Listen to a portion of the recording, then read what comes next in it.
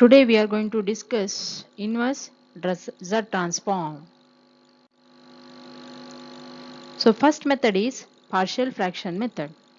The method of partial fraction uses knowledge of several basic Z transform pairs and the Z transform properties to invert a large class of Z transforms.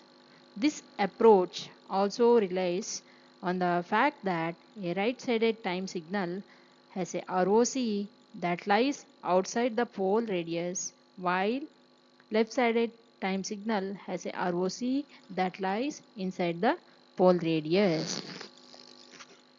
In the study of LTI system, Z transform can be expressed as rational function of Z inverse. For example, x of z is equal to b by z divided by a of z, which is equal to b naught plus b1 z inverse plus b2 z to the power minus 2 plus b3 z to the power minus 3 plus so on plus b to the power m into z to the power minus m divided by 1 plus a1 into z inverse plus a2 into z to the power minus 2 plus so on plus a to the power n into z to the power minus n. For example, find the inverse Z transform of x of z is equal to 1 minus z inverse plus z to the power minus 2 divided by 1 minus half z inverse into 1 minus 2 z inverse into 1 minus z inverse with ROC 1 is less than mod z less than 2. It can be written in the form as x of z is equal to, if I take z outside, I'll get z into z square minus z plus 1 divided by 2z minus 1 into z minus 2 into z minus 1. So dividing LHS and RHS by z, or we can take z from the numerator of the right side, we get x of z divided by z is equal to z square minus z plus 1 divided by 2z minus 1 into z minus 2 into z minus 1, which is equal to a divided by 2z minus 1 plus b divided by z minus 2 plus c divided by z minus 1. So after simplification using partial fraction method, we get a value as 2, b value as 1 and c value as 1, which is equal to 2 divided by 2z minus 1 plus 1 divided by z minus 2 minus 1 divided by z minus 1. Then x of z is equal to 2z divided by 2z minus 1 plus 2 divided by z minus 2 minus 2 divided by z minus 1.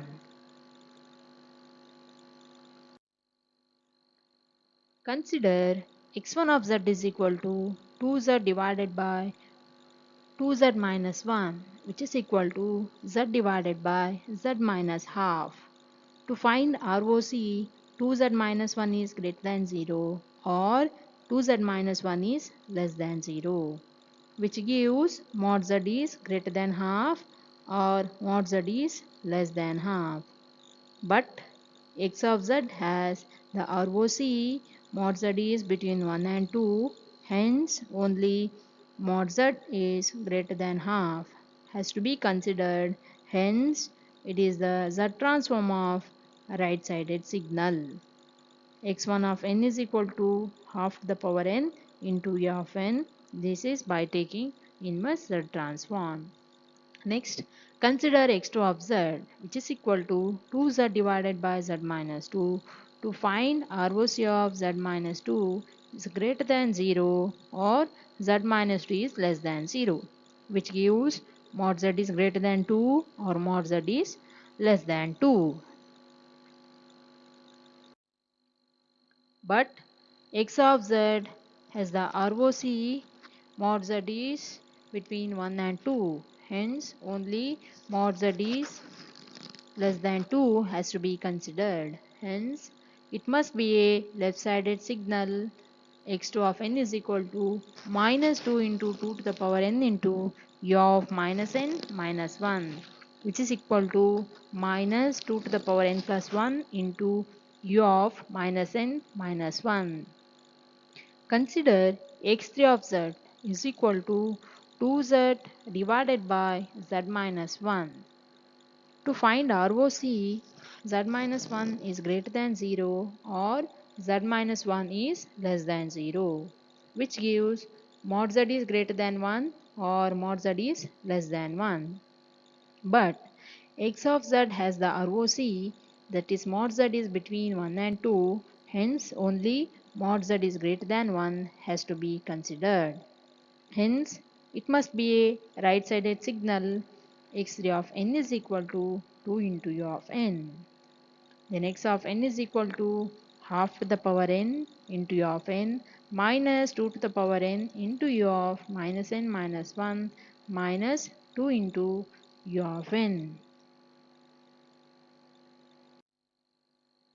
Next method we have power series expansion method.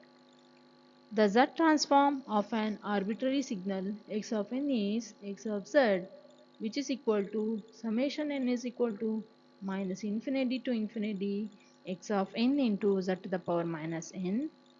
The value of the signal x of n is then given by the coefficients associated with z to the power minus n. This inversion method is limited to signals that are one-sided, that is with ROCs of the form mod z is greater than A or mod z is less than A. If ROC is mod z is greater than A, then x of z is expressed as a power series in z inverse so that we obtain a right-sided signal. If ROC is mod z is less than A, then x of z is expressed as a power series in z so that we obtain a left-sided signal. For example, find the inverse z transform of x of z is equal to 2 plus z inverse divided by 1 minus half z inverse. With ROC, mod z is greater than half, mod z is less than half using power series expansion. It is given x of z is equal to 2 plus z inverse divided by 1 minus half into z inverse, which is equal to 4z plus 2 divided by 2z minus 1. With ROC, mod z is greater than half. Then we can expand using power series expansion method. It is given 2z minus 1 and 4z plus 2 is divided by 2z minus 1, and the answer we get it as 2 plus 2z inverse plus z to the power minus 2 plus half to the power z, half into z to the power minus 3 plus 1 by 4 into z to the power minus 4, and so on. Therefore, x of z is equal to 2 plus 2z inverse plus z to the power minus 2 plus half into z to the power minus 3 plus 1 by 4 into z to the power minus 4 plus so on. So x of n we can write it as 2, 2, 1, 1 by 2, 1 by 4, so on. We have one note: the signal obtained is right-sided time signal. Next, with ROC, mod z is less than half, then x of z is equal to 2 plus z inverse divided by 1 minus half z inverse, which is equal to 4z plus 2 divided by 2z minus 1, which is equal to 2 plus 4z divided by minus 1 plus 2z. So after power series expansion method, we get the answer as minus 2 minus 8z minus 16z square minus 32z to the power 3 plus so on. Therefore, x of z is equal to minus 2 minus 8z minus 16z square minus 32z cube plus so on. Then x of n is equal to, it starts from some value, and minus 32 minus 16 minus 8 and minus 2. We have one note, the signal obtained is left sided time signal.